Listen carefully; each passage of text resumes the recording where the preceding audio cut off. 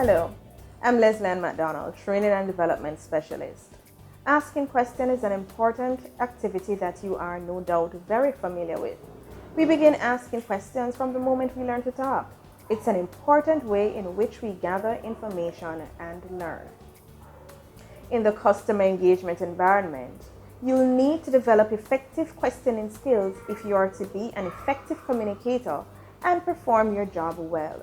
You'll need to use questioning skills to obtain the information you need in order to service your customer appropriately and efficiently. You'll also use questioning skills to build rapport with your customers and direct the conversation in order to keep your customers on track. In this video, we'll examine 4 techniques that you can use to ask questions effectively. By the end of this video, you should be able to 1. Distinguish between open-ended questions, closed-ended questions, illustrative questions, and probing questions. 2. Use effective questioning techniques to communicate with customers. And 3. Justify use of appropriate questioning techniques when assisting your customers. Throughout the video, you'll also be exposed to these employability skills: patience, attention to detail, effective communication with customers, and empathy. Open-ended questions are used to obtain detailed information, build rapport, and jumpstart discussions. This is a common type of question to ask, especially at the beginning of a call. Open-ended questions often begin with words such as what, why, how, when, where, and explain, or phrases such as tell me about. Let's see how open-ended questions can be used effectively to get more details from a customer. Mr. Grant, could you please explain the problem you're currently experiencing? Well, it's months now I don't receive a bill from you people. Every month I have to call in to find out how much I owe and when it's due so I can pay it on time. But I'm really tired of this now. I apologize for any inconvenience caused, Mr. Grant. Let's see if we can figure out what happened. By what method were you receiving your bills before the problem? And when was the last time you received a bill? I used to always get my bills by mail, but in August I signed up to receive e-bills instead. I don't think I've received a bill in any form since then. Okay, I understand, Mr. Grant. Thank you for that information. Did you notice how the agent used the words explain, what, and when in order to get the customer to open up and help the agent to get a better understanding of the issue? Open-ended questions help you to get a thoughtful and meaningful answer. Here are some open-ended questions that you may find yourself using often in the customer engagement environment. How may I assist you today? How did you learn about our product? What concerns do you have? Can you help me understand that a little better? Why do you believe that this service isn't working for you? Another type of question that you can use is closed-ended questions. This type of question is quite the opposite of open-ended questions. Closed-ended questions require short or specific yes or no type answers. For example, did you pay your bill online? Have you seen our latest mobile promotion? Can you hold while I check with my supervisor? Take a look at the use of closed-ended questions in action. Dr. Jones, did you receive a copy of our medical supplies list last month? Yes, I did. Okay, then had you had a chance to go through the list? Not yet.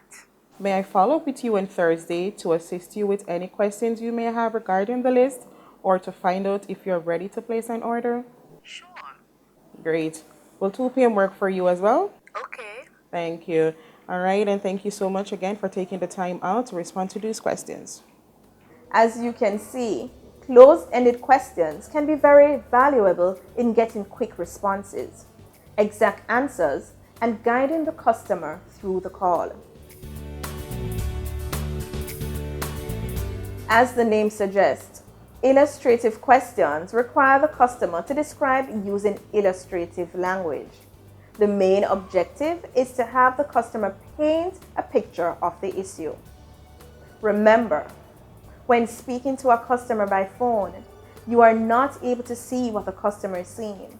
So sometimes you may need the customer to thoroughly describe what they are seeing. Let's look at how and when illustrative questions may be used. Thank you for calling customer care. This is Jody. May I have your name, please? My name is Rachel Chambers. Thank you, Miss Chambers. And how can I assist you today? My cable has been out for the last 2 hours now. I can't believe I pay my bill on time every month and I can't watch what I want. I understand. Miss Chambers, can you describe what you're seeing on the TV screen? There are red and gray lines running across the screen with the words no access in white and gray. Okay, Miss Chambers. So I have made some checks, and as it turns out, you are currently not subscribed to these channels, and that's why you're experiencing this issue at this time. The customer in the vignette was experiencing trouble with her cable. The customer service representative was only able to identify the problem and the cause of the problem after the customer painted a picture of the problem. Illustrative questioning is particularly useful when troubleshooting technical problems.